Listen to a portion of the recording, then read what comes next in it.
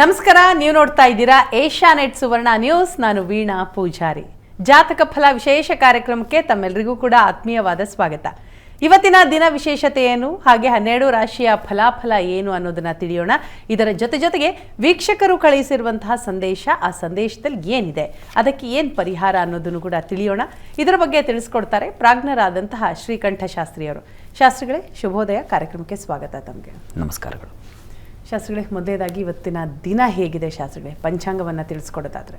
ಶ್ರೀ ಗುರುಭ್ಯೋ ನಮಃ. ಹರಿ ಓಂ. ಮೂರ್ತಿತ್ವೇ ಪರಿಕಲ್ಪಿತ ಶಶಿಭೃತೋ ವರ್ತ್ಮ ಪುನರ್ಜನ್ಮನ ಮಾತ್ಮೇತ್ಯಾತ್ಮವಿದಾಂ ಕೃತುಶ್ಚ ಯಜತಾಂ ಭರತ ಅಮರ ಜ್ಯೋತಿಷಾಂ ಲೋಕಾನಾಂ ಪ್ರಳಯೋದ್ಭವ ಸ್ಥಿತಿ ವಿಭುಶ್ಚಾನೇಕಧಾಯ ಶಿರತೌ ವಾಚನ್ನ ಸದದಾತು ಅನೇಕ ಕಿರಣ ತ್ರೈಲೋಕ್ಯ ದೀಪೋ ರವಿಹಿ. ಸಮಸ್ತ ವೀಕ್ಷಕರಿಗೆ ಶುಭೋದಯ, ಶುಭ ಬೆಳಗು. ಈ ದಿನದ ವಿಶೇಷತೆ ಇದನ್ನು ತಿಳಿಯೋಣ. ತತ್ಪೂರ್ವದಲ್ಲಿ ಹೊತ್ತಿನ ಪಂಚಾಂಗ ಗಮನಿಸಿಕೊಳ್ಳೋಣ. ಕ್ರೋಧಿನಾಮ ಸಂವತ್ಸರ, ಉತ್ತರಾಯಣ, ಶಿಶಿರ ಋತು, ಮಾಘ ಮಾಸ, ಶುಕ್ಲ ಪಕ್ಷವಾಗಿದೆ.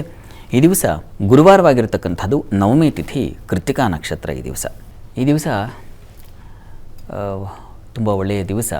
ನವಮಿ ತಿಥಿಯಲ್ಲಿ ಸಾಮಾನ್ಯವಾಗಿ ಅಮ್ಮನವರ ಪ್ರಾರ್ಥನೆಯನ್ನು ಮಾಡ್ತಕ್ಕಂಥದ್ದು ರೂಢಿ. ಈ ಒಂದು ನವಮಿ ಏನಿದೆ, ಇದು ಮಧ್ವ ನವಮಿ ಅಂತ ಕರೀತಾರೆ. ಮಧ್ವಾಚಾರ್ಯರು ಈ ದಿವಸ ಅದೃಶ್ಯರಾಗಿರ್ತಕ್ಕಂಥ ದಿವಸ. ಅವರು ಪಾಠ ಹೇಳ್ತಾ ಇದ್ದರಂತೆ. ಉಪನಿಷತ್ ಪಾಠ ಹೇಳುವ ನಮ್ಮ ಉಡುಪಿ ಯಾವ ಅನಂತೇಶ್ವರ ಸನ್ನಿಧಾನ ಇದೆಯಲ್ಲ, ಕೃಷ್ಣನ ಎದುರು ಇರತಕ್ಕಂಥ ದೇವಸ್ಥಾನ, ಅಲ್ಲಿ ಪಾಠ ಹೇಳ್ತಾ ಇದ್ದರಂತೆ ಶಿಷ್ಯರಿಗೆ. ಉಪನಿಷತ್ ಪಾಠವನ್ನು ಹೇಳುವ ಸಂದರ್ಭದಲ್ಲಿ ಹಾಗೆ ಪಾಠ ಹೇಳ್ತಾ ಅವರು ಏನು ದೇಹತ್ಯಾಗ ಮಾಡಿದ್ರು, ಬ್ರಹ್ಮೀಭೂತರಾದರು ಅಂತಕ್ಕಂಥ ಶ್ರದ್ಧೆ. ಆ ಕಾರಣದಿಂದಾಗಿ ದಿವಸ ಮಧ್ವಾಚಾರ್ಯರನ್ನು ಸ್ಮರಣೆ ಮಾಡಿಕೊಳ್ತಕ್ಕಂಥದ್ದು. ತ್ರಯಾಚಾರ್ಯರಲ್ಲಿ ಶಂಕರಾಚಾರ್ಯರು, ರಾಮಾನುಜರು, ಮಧ್ವಾಚಾರ್ಯರು, 3 ಜನ ನಮ್ಮ ಭಾರತಕ್ಕೆ ಒಂದು ರೀತಿಯಲ್ಲಿ ದಿವ್ಯವಾದ ಮಾರ್ಗದರ್ಶನ ಮಾಡಿದಂಥವರು. ಪ್ರತಿ ದಿವಸ ಇವರ ಸ್ಮರಣೆಯನ್ನು ನಾವೆಲ್ಲರೂ ಮಾಡಲೇಬೇಕು. ಒಬ್ಬೊಬ್ಬರು ಒಂದೊಂದು ದೃಷ್ಟಿಯಲ್ಲಿ ನಮಗೆ ಭಗವಂತನ ಕಾಣಲಿಕ್ಕೆ ಹೇಗೆ ದಾರಿ ಏನು, ಅತ್ಯಂತ ಗುಹ್ಯನಾಗಿದ್ದಾನಾತ. ಭಗವಂತನನ್ನು ಕಾಣುವುದು ಕಣ್ಣಿಗೆ ಕಾಣಿಸುತ್ತಾ, ಇಂದ್ರಿಯಗಳಿಗೂ ಗೋಚರಿಸೋದಿಲ್ಲ ಆತ. ಹಾಗಿದ್ದಾನೆ. ನಾನು ತುಂಬ ಚೆನ್ನಾಗಿದ್ದಾನೆ ನನ್ನ ಕಣ್ಣು ಅಂತ ನಕ್ಷತ್ರಗಳನ್ನು ಕಾಣ್ತೀವಿ, ಆದರೆ ಭಗವಂತನ ಕಾಣಲಿಕ್ಕೆ ಸಾಧ್ಯವಾಗಿಲ್ಲ.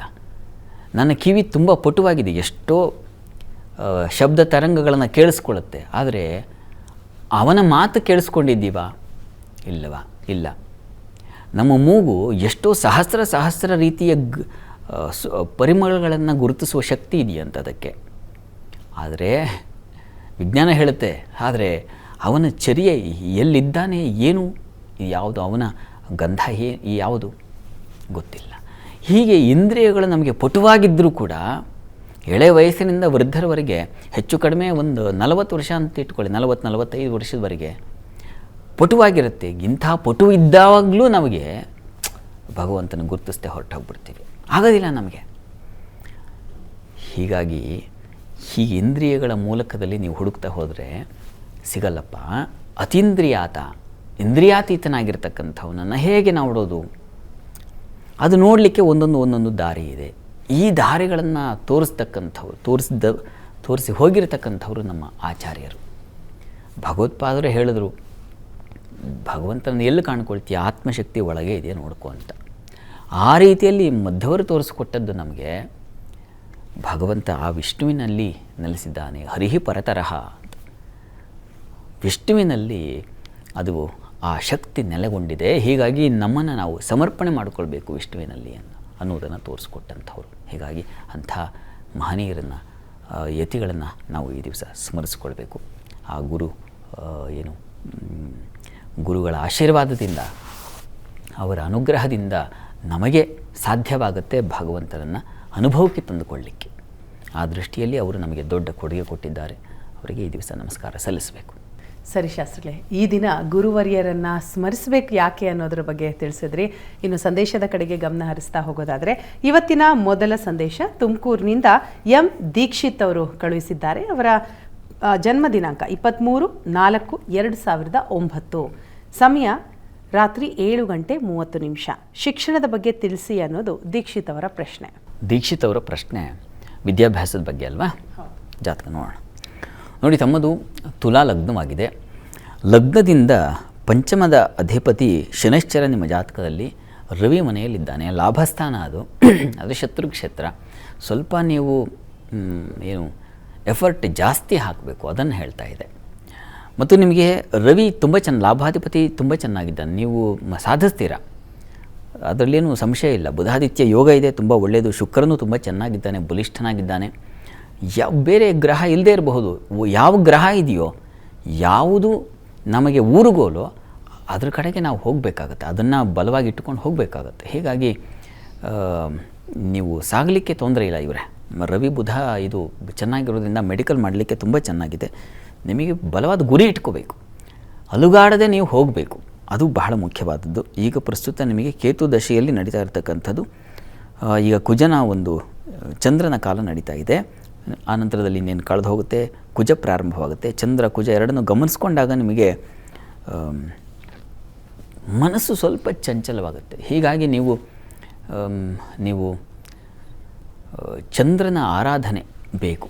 ಅಮ್ಮನವರ ಸನ್ನಿಧಾನದಲ್ಲಿ ಹತ್ತಿರದಲ್ಲಿ ಯಾವುದಾದ್ರು ದುರ್ಗಾ ಸನ್ನಿಧಾನ ಇದ್ದರೆ ದುರ್ಗಾ ಪರಮೇಶ್ವರಿ ಇತ್ಯಾದಿ, ಅಲ್ಲಿಗೆ ಪ್ರತಿ ದಿವಸ ಹಾಲಿನ ಅಭಿಷೇಕ ಮಾಡಿಸಿ, ಅಥವಾ ಪ್ರತಿ ಸೋಮವಾರವಾದರೂ ಹಾಲಿನ ಅಭಿಷೇಕ ಮಾಡಿಸಿ ತೀರ್ಥ ಸೇವನೆ ಮಾಡಿ. ಇದು ತುಂಬ ಅನುಕೂಲ ಆಗುತ್ತೆ. ಚೆನ್ನಾಗಿದೆ. ಸ್ವಲ್ಪ ಏರುಪೇರುಗಳು ವಕ್ರ ಇದೆ, ಆದರೆ ಅದನ್ನು ನೀವು ಅದನ್ನೆಲ್ಲ ಪಕ್ಕಕ್ಕೆ ಸರಿಸಬೇಕು. ಒಂದು ಗುರಿ ಇಟ್ಕೊಂಡು ಸಾಗಿದ್ರೆ ನೋಡಿ, ಒಳ್ಳೆ ವಿಜಯಶಾಲಿಗಳಾಗ್ತೀರ, ಸಾಧಕರಾಗ್ತೀರ. ಒಳ್ಳೆಯದಾಗಲಿ.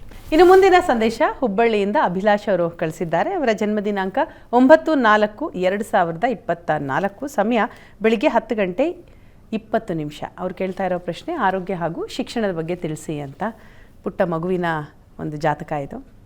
ಅಭಿಲಾಷ ಪ್ರಶ್ನೆ ಇದೆ, ಅದು ಮಗು ಬಗ್ಗೆ ಕೇಳಿದ್ದಾರೆ. ಹೌದು, ನೋಡೋಣ, ಜಾತಕವನ್ನು ನೋಡೋಣ. ನೋಡಿ, ಇದು ವೃಷಭ ಲಗ್ನ. ಲಗ್ನದ ಅಧಿಪತಿ ಲಾಭಸ್ಥಾನದಲ್ಲಿದ್ದಾನೆ, ಉಚ್ಚ ಸ್ಥಾನದಲ್ಲಿ. ತುಂಬ ಒಳ್ಳೆಯದು. ಲಗ್ನಾಧಿಪತಿಗೆ ಬಲ ಇದೆಯಾ, ಅದು ಬಹಳ ಮುಖ್ಯ ಈ ಸಂದರ್ಭದಲ್ಲಿ. ಅದಕ್ಕೆ ಚೆನ್ನಾಗಿದೆ, ಹೀಗಾಗಿ ಆತಂಕ ಬೇಡ. ಕರ್ಮಸ್ಥಾನದಲ್ಲಿ ಶನೈಶ್ಚರ ಇದ್ದಾನೆ, ಶಶಿಯೋಗ ಇದೆ, ಕುಜನೂ ಅಲ್ಲಿದ್ದಾನೆ, ಇರಲಿ, ತೊಂದರೆ ಇಲ್ಲ. ಲಗ್ನಾಧಿಪತಿ ಚೆನ್ನಾಗಿರೋದ್ರಿಂದ ಚೆನ್ನಾಗಿದೆ. ಚಂದ್ರ ಗುರು ಯುತಿ ಇದೆ, ಅದು ತುಂಬ ಚೆನ್ನಾಗಿದೆ.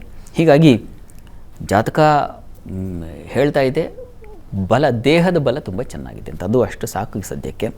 ಈಗ ಪ್ರಸ್ತುತ ರವಿ ಭುಕ್ತಿ ನಡೀತಾ ಇದೆ ಕೇತುವಿನ ದಶೆಯಲ್ಲಿ. ಚೆನ್ನಾಗಿದೆ, ಜಾತಕ ಚೆನ್ನಾಗಿದೆ, ಆತಂಕ ಬೇಡ.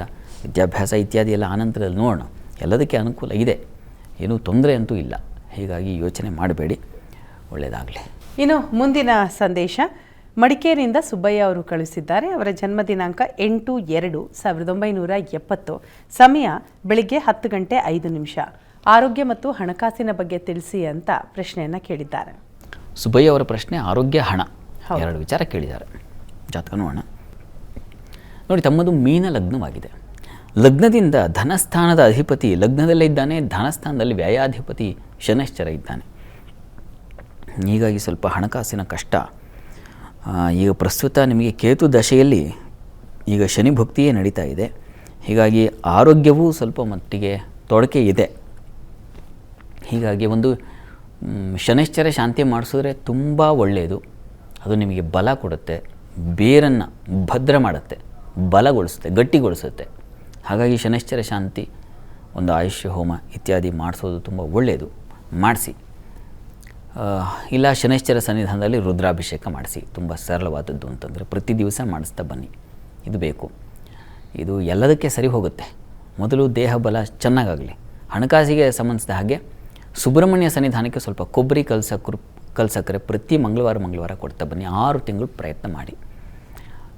ಒಂದು ಆರೋಗ್ಯ, ಹಣ ಎರಡೂ ನಿಮಗೆ ಸರಿ ಹೋಗುತ್ತೆ. ಒಂದು 6 ತಿಂಗಳಲ್ಲಿ ಪ್ರಯತ್ನ ಮಾಡಿ, ಒಳ್ಳೆಯದಾಗಲಿ. ಸರಿ, ಇನ್ನು ಮುಂದಿನ ಸಂದೇಶ ಹಾಸನದಿಂದ ಸನ್ ಆಫ್ ಉಷಾ ಅವರು ಕಳಿಸಿದ್ದಾರೆ. 4/8/1998, ಸಮಯ ಬೆಳಿಗ್ಗೆ 5 ಗಂಟೆ. ಅವ್ರು ಕೇಳ್ತಾ ಇರೋ ಪ್ರಶ್ನೆ, ಮಗ 1 ಲಕ್ಷ ಗೇಮ್ ಮಾಡಿ ಕಳೆದಿದ್ದಾನೆ, ಕೆಲಸಕ್ಕೂ ಹೋಗ್ತಾ ಇಲ್ಲ, ದಯವಿಟ್ಟು ಪರಿಹಾರ ತಿಳಿಸಿ ಅನ್ನೋದು ಉಷಾ ಅವರ ಪ್ರಶ್ನೆ. ಉಷಾ ಅವರ ಪ್ರಶ್ನೆ ಮಗನ ಬಗ್ಗೆ ಯಾವುದೋ ಒಂದು ಸಮಸ್ಯೆ ಮಾಡ್ಕೊಂಡಿದ್ದಾರೆ ಪಾಪ. ಆಯಿತು, ನೋಡೋಣ. ನೋಡಿ, ಇದು ಕರ್ಕಟಕ ಲಗ್ನ. ಲಗ್ನದಿಂದ ದ್ವಿತೀಯದಲ್ಲಿ ಬುಧ ರಾಹು ಇದ್ದಾರೆ. ಇದು ಏನಪ್ಪ ಹೇಳುತ್ತೆ ಅಂದರೆ, ಪಾಪ ಬುಧಸ್ಥೈರ್ಯುತಃ ಅಂತ ಒಂದು ಮಾತಿದೆ. ಬುಧ ತುಂಬ ಒಳ್ಳೆಯ ಬುದ್ಧಿವಂತ, ಅಂಥ ಗ್ರಹ ದ್ವಿತೀಯದಲ್ಲಿದ್ದರೆ ಒಳ್ಳೆಯ ವಾಗ್ಮಿಗಳಾಗಿರ್ತಾರೆ. ಆದರೆ ಇಲ್ಲಿ ರಾಹು ಸೇರಿಬಿಟ್ಟಿದ್ದಾನೆ. ಆಗ ಏನಾಗುತ್ತಪ್ಪ ಅಂದರೆ ಇದನ್ನು ಬುದ್ಧಿವಂತನೊಬ್ಬ ಅತ್ಯಂತ ಕೆಟ್ಟವ್ರ ಜೊತೆಗೆ ಸೇರಿದೆ ಹೇಗೆ ಮಸಲತ್ತು ಮಾಡೋ ಬುದ್ಧಿವಂತಿಕೆ ಬರುತ್ತೋ ಆ ರೀತಿಯಲ್ಲಿದು. ಆ ರೀತಿಯಲ್ಲಿ ಇನ್ನೊಬ್ಬರ ಜೊತೆಗೆ ಸೇರಿ ಹಾಳಾಗಿ ಅಷ್ಟೇ ಅಲ್ಲ, ನಿಮ್ಮನ್ನು ಪಾಪ ಈ ಥರ ಸಂಕಟಕ್ಕೆ ಒಳಗೊಡಿಸ್ತಕ್ಕಂಥ ಒಂದು ಲಕ್ಷಣ. ಈಗ ಪ್ರಸ್ತುತ ಅವರಿಗೆ ಶುಕ್ರ ದಶೆಯಲ್ಲಿ ನಡೀತಾ ಇರತಕ್ಕಂಥದ್ದು ನೋಡಿ, ಶನೈಶ್ಚರನ ಕಾಲ ನಡೀತಾ ಇದೆ, ಮುಂದೆ ಬುಧನೂ ಇದೆ, ಇನ್ನೂ 28 ಕಳಿಬೇಕು, 29ರವರೆಗೂ ಹೀಗೆ ಇದೆ ಬ್ಯಾಕ್ ಟು ಬ್ಯಾಕ್. ಇವರಿಗೆ ನೋಡಿಪ್ಪ ಇನ್ನೂ 2029 ಅಕ್ಟೋಬರ್ವರೆಗೆ ಅಲ್ಲಿ ಶುಕ್ರಾದಿತ್ಯ ಸಂಧಿ ಶಾಂತಿ ಬೇರೆ ಇದೆ, ಅಲ್ಲಿವರೆಗೂ ಇವರಿಗೆ ಚೆನ್ನಾಗಿಲ್ಲ. ಗಾಬರಿ ಮಾಡ್ಕೋಬೇಕೆ, ಆತಂಕ ಮಾಡ್ಕೋಬೇಡಿ. ನಾನು ಹೇಳ್ತಾ ಇರೋದು ಚೆನ್ನಾಗಿಲ್ಲ ಅಂದರೆ ನೀವು ಇನ್ನೂ ಹೆಚ್ಚಿನ ಎಚ್ಚರಿಕೆ ತೊಗೋಬೇಕು ಅನ್ನೋದನ್ನು ಹೇಳ್ತಾ ಇದ್ದೀವಿ. ಹೀಗಾಗಿ ದುಡ್ಡಾಗಲಿ, ಮೊಬೈಲ್ ಆಗಲಿ, ಅವರ ವ್ಯವಹಾರಗಳ ಬಗ್ಗೆ ಆಗಲಿ, ಸ್ನೇಹಿತರ ವಲಯದ ಬಗ್ಗೆ ತುಂಬ ಜಾಗ್ರತೆ ಇರಬೇಕು. ಸರ್ಚ್ ಮಾಡ್ತಾ ಇರಬೇಕು, ಒಂದು ಕಣ್ಣಿಟ್ಟಿರಬೇಕು, ಅದನ್ನು ಗುರುತಿಸಿ. ಸದ್ಯಕ್ಕೆ ಅವರಿಗೆ ಶನೈಶ್ಚರ ನಡೀತಾ ಇದೆ, ಶನೈಶ್ಚರನು ನೀಚನಾಗಿದ್ದಾನೆ. ಹೀಗಾಗಿ ಗ್ರಹ ಶಾಂತಿ ಮಾಡಿಸೋದು ತುಂಬ ಒಳ್ಳೆಯದು. ಈಗ ಇಷ್ಟೆಲ್ಲ ಖರ್ಚು ಮಾಡ್ಕೊಂಡು ಮತ್ತೆ ಶಾಂತಿ ಅಂತಂದರೆ ಅದು ನಿಮಗೊಂದು ಹೊರೆನೇ ಆಗುತ್ತೆ. ನನ್ನ ಪರಿಹಾರವೂ ಒಂದು ಹೊರೆ ಆಗಿಬಿಟ್ರೆ ಕಥೆ ಏನು ಅಂತ. ಹೀಗಾಗಿ ಹತ್ತಿರದಲ್ಲಿ ಯಾವುದಾದ್ರು ಶನಿ ಮಂದಿರ ಇದ್ದರೆ ಶನೈಶ್ಚರನಿಗೆ ಪ್ರತಿ ಶನಿವಾರ ರುದ್ರಾಭಿಷೇಕ ಮಾಡಿಸಿ. ಮನೆಯಲ್ಲಿ ಶನೈಶ್ಚರ ಕಥಾ ಶ್ರವಣ ಇದೆ, ಶನಿ ಮಹಾತ್ಮ ಕಥೆ ಅಂತ, ಅದನ್ನು ಓದಿಸಿ. ಅದು ತುಂಬ ಸಹಾಯವಾಗುತ್ತೆ ಅವರಿಗೆ. ಇದು ಬೇಕಾಗಿದೆ, ಈಗ ಈ ಒಂದು ಅನುಕೂಲ ಆಗುತ್ತೆ. ಶನೈಶ್ಚರನ ಆರಾಧನೆಯಿಂದ ಕ್ರಮೇಣ ಸರಿ ಹೋಗ್ತಾ ಬರುತ್ತೆ. ಇವ್ರಿಗೆ ಬೇಕು 30 ಆದಮೇಲೆ, 2030 ಆದಮೇಲೆ ತುಂಬ ಅನುಕೂಲ ಆಗುತ್ತೆ. ಗಾಬರಿ ಮಾಡ್ಕೋಬೇಡಿ, ಒಳ್ಳೆಯದಾಗಲಿ. ಇನ್ನು ಮುಂದಿನ ಸಂದೇಶ ಬೆಂಗಳೂರಿನಿಂದ ಸ್ಫೂರ್ತಿಯವರು ಕಳುಹಿಸಿದ್ದಾರೆ. ಅವರ ಜನ್ಮ ದಿನಾಂಕ 7/1/2003, ಸಮಯ ಬೆಳಿಗ್ಗೆ 10:40. ಕೆಲಸ, ಶಿಕ್ಷಣ ಮತ್ತು ಆರೋಗ್ಯದ ಬಗ್ಗೆ ಅವ್ರ ಪ್ರಶ್ನೆಯನ್ನು ಕೇಳಿದ್ದಾರೆ. ಸ್ಫೂರ್ತಿಯವ್ರ ಪ್ರಶ್ನೆ ಕೆಲಸ, ಆರೋಗ್ಯ, ಶಿಕ್ಷಣ. ಹೌದು. ಜಾತಕ ನೋಡೋಣ. ನೋಡಿ, ತಮ್ಮದು ಕುಂಭಲಗ್ನ, ಲಗ್ನದಲ್ಲಿ ಚಂದ್ರನಿದ್ದಾನೆ. ಅದೇ ಲಗ್ನವೂ ಆಗಿದೆ, ಅದೇ ರಾಶಿಯೂ ಆಗಿದೆ. ರಾಶಿಯ ಅಧಿಪತಿ ಅಂದರೆ ಶನೈಶ್ಚರ ಮಿತ್ರ ಕ್ಷೇತ್ರದಲ್ಲಿದ್ದಾನೆ. ತುಂಬ ಚೆನ್ನಾಗಿದೆ ಇವರೇ, ಆತಂಕ ಬೇಡ. ಪ್ರಸ್ತುತ ನಿಮಗೆ ಶನಿ ದಶೆಯಲ್ಲಿ ಶನಿ ಭುಕ್ತಿ ಬೇರೆ ನಡೀತಾ ಇದೆ. ಶನೈಶ್ಚರನಿಗೆ ತುಂಬ ಬಲ ಇರೋದರಿಂದ ನಿಮಗೇನೂ ತೊಂದರೆ ಆಗಲ್ಲ. ಆರೋಗ್ಯದ ಬಗ್ಗೆ ಗಾಬರಿ ಬೇಡ. ವಿದ್ಯಾಭ್ಯಾಸಕ್ಕೂ ಆಂಜನೇಯನ ಪ್ರಾರ್ಥನೆ ಮಾಡಿ, ಅದು ಬೇಕು. ಆಂಜನೇಯ ಸನ್ನಿಧಾನಕ್ಕೆ ಪ್ರತಿ ಶನಿವಾರ ಹೋಗಿ ಬನ್ನಿ. ಉಳಿದ ಹಾಗೆ ವೃತ್ತಿಯಲ್ಲಿ ಇತ್ಯಾದಿ ಎಲ್ಲ ತುಂಬ ಚೆನ್ನಾಗೇ ಇದೆ. ಕರ್ಮಾಧಿಪತಿ, ಭಾಗ್ಯಾಧಿಪತಿ ಪರಿವರ್ತನೆ ಇದೆಯಲ್ಲ, ತುಂಬ ಒಳ್ಳೆಯದು, ಒಳ್ಳೆಯ ಫಲ ಕೊಡ್ತಿದ್ದು. ಹೀಗಾಗಿ ನೀವು ಒಳ್ಳೆಯ ಸ್ಥಾನದಲ್ಲಿ, ಒಳ್ಳೆಯ ಕೆಲಸ, ಒಳ್ಳೆಯ ಗೌರವ ಇದೆಲ್ಲವೂ ಸಿಗುತ್ತೆ ನಿಮಗೆ. ಒಳ್ಳೆಯದಾಗಲಿ. ಈಗ ದ್ವಾದಶ ರಾಶಿಗಳ ಫಲಾಫಲ ಏನು ಅನ್ನೋದನ್ನು ತಿಳಿಯೋಣ. ಶಾಸ್ತ್ರಿಗಳೇ, ಮೊದಲ 6 ರಾಶಿಯ ಬಗ್ಗೆ ತಿಳಿಸ್ಕೊಡೋದಾದರೆ. 12 ರಾಶಿಗಳ ಫಲಾಫಲ ತಿಳಿಯುವ ಮುನ್ನ ಇವತ್ತಿನ ಗ್ರಹಸ್ಥಿತಿಯನ್ನು ಗಮನಿಸ್ಕೊಳ್ಳೋದಾದರೆ, ಮೇಷರಾಶಿಯಲ್ಲಿ ದಿವಸ ಮಾಂದಿ ಉದಿಯಾಗಿದೆ. ವೃಷಭ ರಾಶಿಯಲ್ಲಿ ಚಂದ್ರ ಹಾಗೂ ಗುರು ಯುತಿಯನ್ನು ನೋಡ್ತಾ ಇದ್ದೀವಿ. ಮಿಥುನ ರಾಶಿಯಲ್ಲಿ ಕುಜ ಇರತಕ್ಕಂಥದ್ದು. ಇನ್ನು ಕನ್ಯಾ ರಾಶಿಯಲ್ಲಿ ಕೇತು, ಬುಧ ಹಾಗೂ ರವಿಯರು ಒಟ್ಟಾಗಿದ್ದಾರೆ, ಅದು ಮಕರ ರಾಶಿಯಲ್ಲಿ ಶನೈಶ್ಚರ ಇರತಕ್ಕಂಥದ್ದು. ಕುಂಭರಾಶಿಯಲ್ಲಿ, ಮೀನರಾಶಿಯಲ್ಲಿ ಶುಕ್ರ ರಾಹು ಯುತಿಯನ್ನು ನೋಡ್ತಾ ಇದ್ದೀವಿ. ಹೀಗಿರುವಾಗ 12 ರಾಶಿಗಳ ಫಲಾಫಲ ತಿಳಿತಾ ಹೋಗೋಣ. ಮೊದಲಿಗೆ ಮೇಷರಾಶಿಯವರಿಗೆ ದಿವಸ ಒಳ್ಳೆಯ ಸುಗ್ರಾಸ ಭೋಜನ, ಮನೆಯಲ್ಲಿ ಒಳ್ಳೆಯ ವಾತಾವರಣ, ಸ್ತ್ರೀಯರಿಗೆ ಹೆಚ್ಚಿನ ಬಲ, ಚಂದ್ರ ಉಚ್ಚಸ್ಥಾನದಲ್ಲಿದ್ದಾನೆ. ಹೀಗಾಗಿ ಸ್ನೇಹಿತರಿಂದ, ಬಂಧುಗಳಿಂದ ಬಹಳ ವಿಶೇಷವಾದ ಒಡನಾಟ ಚೆನ್ನಾಗಿರುತ್ತೆ. ಧನ ಸಂಪಾದನೆ ಚೆನ್ನಾಗಿರುತ್ತೆ. ಕೃಷಿ ಉತ್ಪನ್ನದವರಿಗೆ ತುಂಬ ಚೆನ್ನಾಗಿದೆ. ಹೋಟೆಲ್ ಇಂಡಸ್ಟ್ರಿಯವರಿಗೆ ತುಂಬ ಚೆನ್ನಾಗಿದೆ. ವಿಶೇಷ ಧನ ಲಾಭಗಳಿದ್ದಾವೆ ಈ ದಿವಸ, ತುಂಬ ಚೆನ್ನಾಗಿದೆ. ವೃತ್ತಿಯಲ್ಲೂ ಅಷ್ಟೇ ತುಂಬ ಅನುಕೂಲಕರವಾಗಿದೆ ಈ ದಿವಸ. ಆಡಳಿತಾತ್ಮಕದಲ್ಲಿರ್ತಕ್ಕಂಥವ್ರು ಅಂದರೆ ಹೈಯರ್ ಪೊಸಿಷನ್ ಅಂತೀವಲ್ಲ, ಅವರಿಗೆ ತುಂಬ ಚೆನ್ನಾಗಿದೆ.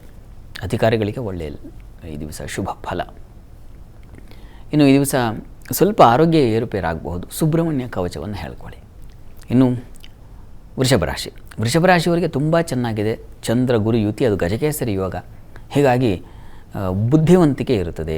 ರಾಜಸಮಾನತೆ ಅಂದರೆ ಹಿರಿಯರಿಂದ, ಅಧಿಕಾರಿಗಳಿಂದ, ನಾಯಕರಿಂದ ಪ್ರಶಂಸೆಗೆ ಪಾತ್ರರಾಗ್ತೀರ, ಅಂಥದ್ದೊಂದು ಚೆನ್ನಾಗಿದೆ. ವೃತ್ತಿಯಲ್ಲೂ ತುಂಬ ಚೆನ್ನಾಗಿದೆ. ಅದರಲ್ಲೂ ಅಧಿಕಾರಿಗಳಿಗೆ ತುಂಬ ಚೆನ್ನಾಗಿದೆ. ಜನನಾಯಕರಿಗೆ ತುಂಬ ಚೆನ್ನಾಗಿದೆ. ಸ್ತ್ರೀಯರಿಗಂತೂ ಹೆಚ್ಚಿನ ಲಾಭ ಗಳಿಕೆಗೆ ಅವಕಾಶ ಇರತಕ್ಕಂಥದ್ದು ಸೂಚಿಸ್ತಾ ಇದೆ. ವ್ಯಯವೂ ಇದೆ. ಮಾಂದ್ಯ ವ್ಯಯದಲ್ಲಿದ್ದರೆ ಕಾಲಿಗೆ ಪೆಟ್ಟು ಬೀಳುತ್ತೆ, ಸ್ವಲ್ಪ ವ್ಯಯವೂ ಉಂಟಾಗುತ್ತೆ. ಈ ಹೆಚ್ಚಿನ ಪಾಲು ಚೆನ್ನಾಗಿರೋದ್ರಿಂದ ಗಾಬರಿ ಬೇಡ. ಮಹಾಲಕ್ಷ್ಮಿ ಸನ್ನಿಧಾನಕ್ಕೆ ಈ ದಿವಸ ಮಹಾಲಕ್ಷ್ಮಿ ಸನ್ನಿಧಾನಕ್ಕೆ ಹೂವು, ಪರಿಮಳ ಭರಿತ ಹೂವುಗಳನ್ನು ಸಮರ್ಪಣೆ ಮಾಡಿ. ಇನ್ನು ಮಿಥುನ ರಾಶಿ ಮಿಥುನ ರಾಶಿಯವರಿಗೆ ಈ ದಿವಸ ಅತಿಯಾದ ವ್ಯಯ ಇದೆ. ಧನಾಧಿಪತಿ ವ್ಯಯದಲ್ಲಿದ್ದಾನೆ. ಇನ್ವೆಸ್ಟ್ಮೆಂಟ್ ಜಾಸ್ತಿ ಆಗುತ್ತೆ, ಕೊಂಡುಕೊಳ್ಳೋದು ಜಾಸ್ತಿ ಆಗುತ್ತೆ. ನಿಮಗೆ ಬೇಕಾಗಿರ್ತಕ್ಕಂಥದ್ದು ಯಾವುದೋ ಬಟ್ಟೆ ಕೊಂಡುಕೊಂಡೆ, ಮನೆಗೆ ಧಾನ್ಯಗಳು ತಂದೆ, ಇನ್ನೇನು ತಂದೆ, ಒಂದು ಬ್ಯಾಕ್ ಟು ಬ್ಯಾಕ್ ದುಡ್ಡಿನ ಶಿಖರ ಖಾಲಿ ಆಯ್ತಲ್ಲಪ್ಪ ಅನಿಸುತ್ತೆ. ಹಾಗಾಗುತ್ತೆ ಈ ದಿವಸ. ಮತ್ತು ವಹಿವಾಟು ಚೆನ್ನಾಗಿರುತ್ತೆ. ವ್ಯಾಪಾರಿಗಳಿಗೆ ಹೆಚ್ಚಿನ ಅನುಕೂಲವೂ ಇದೆ. ವೃತ್ತಿಯಲ್ಲೂ ತುಂಬ ಚೆನ್ನಾಗಿದೆ ಈ ದಿವಸ. ಚೆನ್ನಾಗಿದೆ. ಖರ್ಚು ಮಾಡೋದಾದರೂ ನಿಮ್ಮ ಒಳ್ಳೆಯದಕ್ಕೆ, ನಿಮ್ಮ ಅಪೇಕ್ಷೆಗಳನ್ನು ಈಡೇರಿಸ್ಕೊಳ್ಳೋಕ್ಕೆ ಆ ರೀತಿಯಲ್ಲಿ ಇರ್ತದೆ. ಅದರಿಂದ ಸಮಾಧಾನವೇ ಇರ್ತದೆ, ಗಾಬರಿ ಬೇಡ. ಇನ್ನು ಸಂಗಾತಿಯ ಸಹಕಾರ ಚೆನ್ನಾಗಿದೆ. ಹೆಚ್ಚಿನ ಪಾಲು ಚೆನ್ನಾಗಿದೆ. ವಿದ್ಯಾರ್ಥಿಗಳಿಗೆ ಅನುಕೂಲಕರವಾಗಿರ್ತದೆ. ಪ್ರಾರ್ಥನೆಗೆ ಈ ದಿವಸ ದುರ್ಗಾ ಸನ್ನಿಧಾನದಲ್ಲಿ ಕ್ಷೀರಾಭಿಷೇಕ ಮಾಡಿಸಿ. ಇನ್ನು ಕರ್ಕಟಕ ರಾಶಿ. ಕರ್ಕಟಕ ರಾಶಿಯವರಿಗೆ ನೋಡಿ, ನಿಮ್ಮ ರಾಶಿಯಾಧಿಪತಿ ಲಾಭದಲ್ಲಿದ್ದಾನೆ. ಗುರು ಜೊತೆಗೆ, ಭಾಗ್ಯಾಧಿಪತಿ ಜೊತೆಗೆ ತುಂಬ ಚೆನ್ನಾಗಿದೆ ಈ ದಿವಸ. ಒಂದು ದೈವಾನುಕೂಲ, ದೇವತಾ ಚಿಂತನೆಗಳು, ಸಜ್ಜನರ ಸಂಘ ಅಥವಾ ಉತ್ತಮ ಚಿಂತನೆಗಳಾಗಬಹುದು. ಈ ರೀತಿಯಲ್ಲಿ ತುಂಬ ಚೆನ್ನಾಗಿದೆ. ಹಿರಿಯರಿಂದ ಸಹಕಾರ, ಉಪಕಾರ ಸಿಗುತ್ತೆ. ಹೋಟೆಲ್ ಇಂಡಸ್ಟ್ರಿಯಲ್ಲಿ ಇರ್ತಕ್ಕಂಥವ್ರು, ಸ್ವೀಟ್ ಸ್ಟಾಲ್ಗಳಲ್ಲಿ ಇರ್ತಕ್ಕಂಥವ್ರಿಗೆಲ್ಲ ಲಾಭ ಹೆಚ್ಚಾಗಿರುತ್ತದೆ ಈ ದಿವಸ. ಚೆನ್ನಾಗಿದೆ. ವೃತ್ತಿಯಲ್ಲಿ ಸ್ವಲ್ಪ ಕಿರಿಕಿರಿ ವಿಘ್ನಗಳಿರ್ತದೆ. ಗಣಪತಿ ಸನ್ನಿಧಾನಕ್ಕೆ ಹೋಗಿ ಬನ್ನಿ ಈ ದಿವಸ, ತುಂಬ ಅನುಕೂಲ ಆಗುತ್ತೆ. ಉಳಿದ ಹಾಗೆ ಮಿತ್ರರ ಸಹಾಯ, ಬಂಧುಗಳ ಸಹಕಾರ ಅಥವಾ ಈ ದಿವಸ ಒಂದು ರೀತಿಯ ಸಮಾಧಾನ ಫಲ ಚೆನ್ನಾಗಿದೆಯಪ್ಪ. ಇನ್ನು ಸಿಂಹರಾಶಿ. ಸಿಂಹರಾಶಿಯವರಿಗೆ ಈ ದಿವಸ ವೃತ್ತಿಯಲ್ಲಿ ತುಂಬ ಚೆನ್ನಾಗಿದೆ. ಅಧಿಕಾರ ಸಿಗುತ್ತೆ ನಿಮಗೆ. ಹೊಸ ಕೆಲಸಗಳಿಗೆ ಅವಕಾಶಗಳು ಈ ದಿವಸ ಬಂದುಬಿಡುತ್ತೆ ನೋಡಿ. ಆಫರ್ ನಿಮಗೆ ಎಷ್ಟು ಪ್ರಯತ್ನ ಮಾಡಿದ್ರೋ ಇಷ್ಟು ದಿವಸ ಸಿಕ್ಕಿಲ್ಲ ಅಂದರೆ ಈ ದಿವಸ ಆ ಒಂದು ಫಲ ಚೆನ್ನಾಗಿದೆ. ಸ್ತ್ರೀಯರಿಗೆ ಅಧಿಕಾರದ ಒಂದು ಪ್ರಾಪ್ತಿ ಅಂಥದ್ದೊಂದು ಸೂಚಿಸ್ತಾ ಇದೆ. ಈ ದಿವಸ ನಿಮಗೆ ತಂದೆ ಮಕ್ಕಳು ಸ್ವಲ್ಪ ಭಿನ್ನಾಭಿಪ್ರಾಯ ಇದೆ, ಅದರ ಕಡೆ ಸ್ವಲ್ಪ ಗಮನ ಕೊಡಿ. ಉಳಿದ ಹಾಗೆ ಸಂಗಾತಿಯ ಸಹಕಾರ ಇರಬಹುದು, ಮಿತ್ರರ ಸಹಾಯ ಇರಬಹುದು, ಬಂಧುಗಳ ಸಹಕಾರ ಇರಬಹುದು. ಇದೆಲ್ಲ ತುಂಬ ಚೆನ್ನಾಗಿದೆ. ಪ್ರಾರ್ಥನೆಗೆ ಈಶ್ವರನ ಪ್ರಾರ್ಥನೆ ಮಾಡಿಕೊಳ್ಳಿ. ಇನ್ನು ಕನ್ಯಾರಾಶಿ. ಕನ್ಯಾರಾಶಿಯವರಿಗೆ ಈ ದಿವಸ ಕ್ಷೇತ್ರ ದರ್ಶನ, ಒಳ್ಳೆಯವರ ಭೇಟಿ ಮಾಡ್ತೀರಾ ಈ ದಿವಸ. ಇಂಥವ್ರನ್ನ ಕಂಡಿದ್ದು ಒಂದು ಧನ್ಯತೆ ಭಾವ ಅಂತೀವಲ್ಲ, ಆ ರೀತಿಯಲ್ಲಿ ಉಂಟಾಗುತ್ತೆ. ಚೆನ್ನಾಗಿದೆ. ಪೂಜೆ ಪುನಸ್ಕಾರಗಳಲ್ಲಿ ಒಂಥರ ಭಾಗಿಯಾಗ್ತಕ್ಕಂಥದ್ದು, ಯಾವುದೋ ಗುರು ಸ್ಮರಣೆ ಮಾಡ್ತಕ್ಕಂಥದ್ದು. ನಾನು ಆಗಲೇ ಹೇಳಿದೆ, ಭಗವಂತನ ಕಾಣಲಿಕ್ಕೆ, ಅನುಭವಿಸಲಿಕ್ಕೆ ಗುರುಗಳ ಪ್ರೇರಣೆ ಮಧ್ವಾಚಾರ್ಯರಿಂದ ಅಂತ. ಆ ರೀತಿಯಲ್ಲಿ ಯಾವುದೋ ಒಂದು ಉಪನ್ಯಾಸ ಕೇಳ್ತಕ್ಕಂಥದ್ದು, ಆ ಥರದ್ದೊಂದು ಚೆನ್ನಾಗಿದೆ. ಇನ್ನು ವೃತ್ತಿಯಲ್ಲೂ ತುಂಬ ಅನುಕೂಲಕರ ವಾತಾವರಣ ಇದೆ. ಮಿತ್ರರಿಂದ ಸಹಾಯ, ಮಕ್ಕಳಿಂದ ಸಹಾಯ ಚೆನ್ನಾಗಿದೆ. ಸಂಗಾತಿಯ ಸಪೋರ್ಟ್ ಚೆನ್ನಾಗಿರುತ್ತದೆ. ವಸ್ತು ನಷ್ಟತೆ ಇದೆ, ಹುಷಾರು. ಕಾರ್ತವೀರ್ಯಾರ್ಜುನ ಸ್ಮರಣೆ ಮಾಡಿ. ತುಲಾರಾಶಿಯವರಿಗೆ ಈ ದಿವಸ ನೋಡಿ, ನಿಮ್ಮ ರಾಶಿಯಾಧಿಪತಿ ಚೆನ್ನಾಗಿದ್ದಾನೆ. ಈ ದಿವಸ ಸ್ವಲ್ಪ ತೊಡಕಿದೆ ನಿಮಗಾದರೆ. ಯಾಕಪ್ಪ ಅಂದರೆ ಅಷ್ಟಮದಲ್ಲಿ ಚಂದ್ರ ಗುರು ಸೇರಿದ್ದಾರೆ. ಹೀಗಾಗಿ ಒಳ್ಳೆ ಕೆಲಸ ಮಾಡಲಿಕ್ಕೆ ಹೋಗಿ ಕೆಟ್ಟ ಹೆಸರು ಬರುತ್ತೆ ನಿಮಗೆ. ಒಳ್ಳೇದು ಮಾಡಿದ್ರು ಸಮಸ್ಯೆ ಅಲ್ಲಪ್ಪ ಈಗ ಅಂತ ಆ ರೀತಿಯಲ್ಲೇ ಆಗುತ್ತೆ ಈ ದಿವಸ. ಸಪ್ತಮದಲ್ಲಿ ಮಾಂದಿ ಇದ್ದರೆ ಸಂಗಾತಿಯಲ್ಲಿ ಮನಸ್ತಾಪ ಬರುತ್ತೆ. ಸ್ನೇಹಿತರಲ್ಲಿ ಕಿತ್ತಾಡ್ಕೊಳ್ತೀರ ಈ ದಿವಸ. ಏನಂದರೆ ಬಂಧುಗಳ ಒಂದು ಸಹಕಾರ ಒಂದು ಚೆನ್ನಾಗಿದೆ. ಪ್ರಯಾಣ ಸೌಖ್ಯ ಚೆನ್ನಾಗಿದೆ. ಉಳಿದಾಗಿ ದಿವಸ ಸ್ವಲ್ಪ ವೀಕ್. ಮಕ್ಕಳಿಂದ ಸ್ವಲ್ಪ ಪರವಾಗಿಲ್ಲ. ಒಳ್ಳೆಯ ಫಲ ಮಿಶ್ರವಾಗಿದೆ ಈ ದಿವಸ. ಗಾಬರಿ ಮಾಡ್ಕೋಬೇಡಿ. ಈ ದಿವಸ ಲಕ್ಷ್ಮೀನಾರಾಯಣರ ಪ್ರಾರ್ಥನೆ ಮಾಡಿ. ಇನ್ನು ವೃಶ್ಚಿಕ ರಾಶಿ. ವೃಶ್ಚಿಕ ರಾಶಿಯವರಿಗೆ ದಾಂಪತ್ಯದಲ್ಲಿ ಅನುರಾಗ ಸಿದ್ಧಿ, ಕಿತ್ತಾಟವೇ ಇಲ್ಲ ಈ ದಿವಸ. ಏನಂದ್ರೂ ಆಯಿತು ಓಕೆ, ಎಲ್ಲದಕ್ಕೂ ಓಕೆ ಆ ರೀತಿಯಲ್ಲಿ ಚೆನ್ನಾಗಿದೆ. ವ್ಯಾಪಾರಿಗಳಿಗೆ ತುಂಬ ಚೆನ್ನಾಗಿದೆ. ವೃತ್ತಿಯಲ್ಲಿ ಹೆಚ್ಚಿನ ಅನುಕೂಲ ಕಾಣಲಿಕ್ಕೆ ಅವಕಾಶ ಇದೆ. ಏನು ರಾಜಕಾರಣಿಗಳಿಗೆ ತುಂಬ ಚೆನ್ನಾಗಿದೆ ಈ ದಿವಸ. ಸ್ವಲ್ಪ ಶತ್ರು ಬಾಧೆ ಸೂಚಿಸ್ತಾ ಇದೆ, ಹುಷಾರು. ಇದಕ್ಕೆ ಸುಬ್ರಹ್ಮಣ್ಯ ಪ್ರಾರ್ಥನೆ ಮಾಡಿ. ಇನ್ನು ಧನುರಾಶಿ. ಧನುರಾಶಿಯವರಿಗೆ ಈ ದಿವಸ ವೃತ್ತಿಯಲ್ಲಿ ತುಂಬ ಹೆಚ್ಚಿನ ಅನುಕೂಲ ಕಾಣಲಿಕ್ಕೆ ಅವಕಾಶ ಇದೆ. ಧನ ಲಾಭ ಕಾಣಲಿಕ್ಕೆ ಅವಕಾಶ ಇದೆ. ಸಾಲಗಳು ತೀರಿ ಹೋಗುತ್ತೆ. ಒಂದು ರೀತಿ ಹೊರಗೆ ಬರ್ತೀರಾ, ನೆಮ್ಮದಿ ಸಿಗುತ್ತೆ. ಉದರ ಬಾಧೆ ಇದೆ ಈ ದಿವಸ. ಮತ್ತು ಮಕ್ಕಳ ವಿಚಾರದಲ್ಲಿ ಮನಸ್ತಾಪ, ಭಿನ್ನಾಭಿಪ್ರಾಯ, ಕ್ಲೇಶ, ನೋವು ಎಲ್ಲ ಇದೆ. ಯಾನಪ್ಪ ಇವತ್ತು ತಕರಾರು ಏನು ತೊಡಕೇನು ಫಲ ಅಂತಂದರೆ ಮಕ್ಕಳೇ ಆಗಿರ್ತಾರೆ. ಆ ರೀತಿಯಲ್ಲಿ ಈ ದಿವಸ ಇರ್ತದೆ. ಲಲಿತಾ ಸಹಸ್ರನಾಮ ಹೇಳ್ಕೊಳ್ಳಿ. ಇನ್ನು ಮಕರ ರಾಶಿ.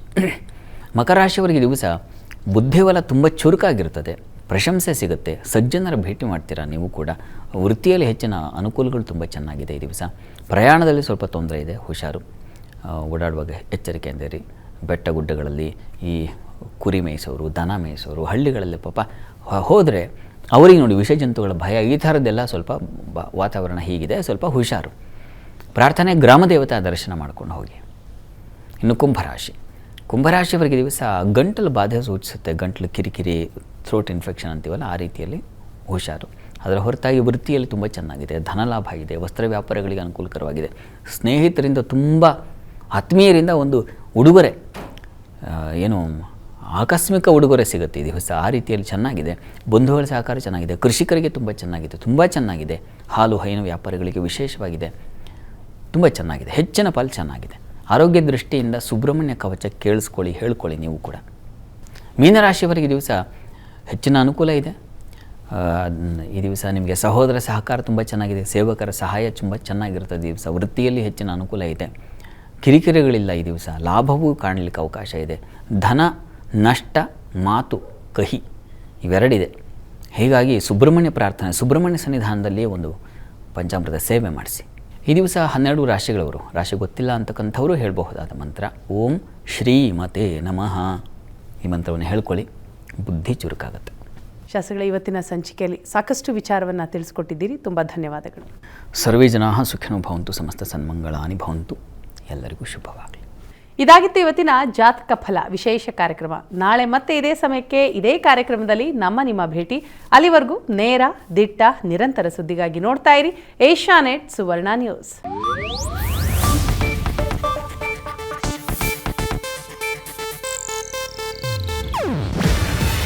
ಇದು ಏಷ್ಯಾನೆಟ್ ನ್ಯೂಸ್ ನೆಟ್ವರ್ಕ್ ಪ್ರಸ್ತುತಿ. ನೀವು ನೋಡ್ತಿದ್ದೀರಾ ಏಷ್ಯಾನೆಟ್ ಸುವರ್ಣ ನ್ಯೂಸ್.